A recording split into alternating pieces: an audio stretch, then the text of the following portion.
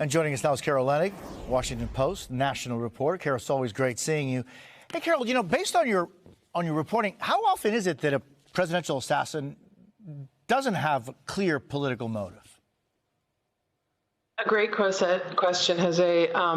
Unfortunately, over the course of history, a lot of people who tried to assassinate presidents or tried to assassinate a prominent political official didn't have the motive that most Americans assumed they would, that they disliked the candidate.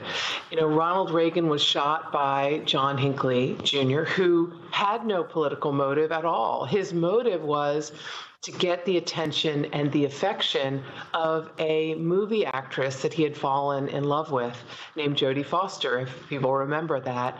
The man who tried to kill George Wallace, a candidate for president back in the 70s, and actually later as well, he was a man named Arthur Bremer, very similar to John Hinckley, very disaffected, isolated young man who was trying to basically become a little famous, get attention and get affirmation. He'd had a lot of bad experiences in school, being bullied. He'd had a bad childhood and trouble with a girlfriend who had just broken up with him, very similar to Hinckley.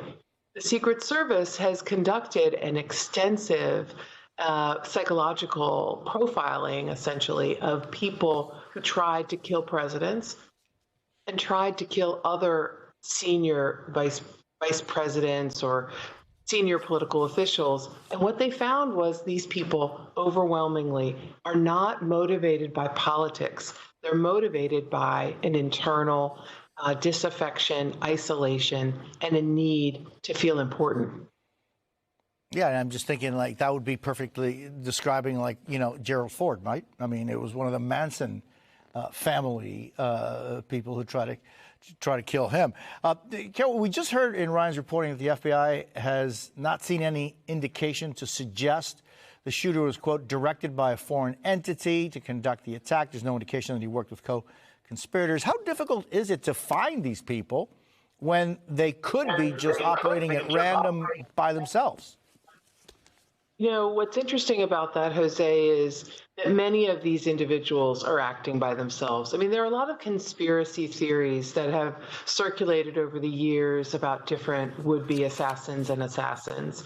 The most prominent conspiracy theories encircle Lee Harvey Oswald and the assassination of John F. Kennedy. Few people entirely embrace the official version of events, which is that he acted alone with one gun from a high building in Dallas and killed Kennedy. Many people think that he had a political motive or that he may have been set in motion by someone else with a political goal. But there's no evidence of this, certainly after all these years. There's been no evidence that clearly explains that there was somebody else behind Lee Harvey Oswald. There are, I have to say, some circumstantial pieces of evidence that are interesting. He met with some Cubans before the assassination. There were other individuals who wanted Kennedy killed. But oftentimes, especially in these recent events, Jose, conspiracy theories are just that, internet rumor without any basis in fact. Yeah, I would kind of think out loud that maybe the JFK assassination would be in a whole different category than all of the other ones that we've been just talking about. There's a lot there to look into. But Carol Leonnig, it's always great to see you. I thank you very much for being with us this morning.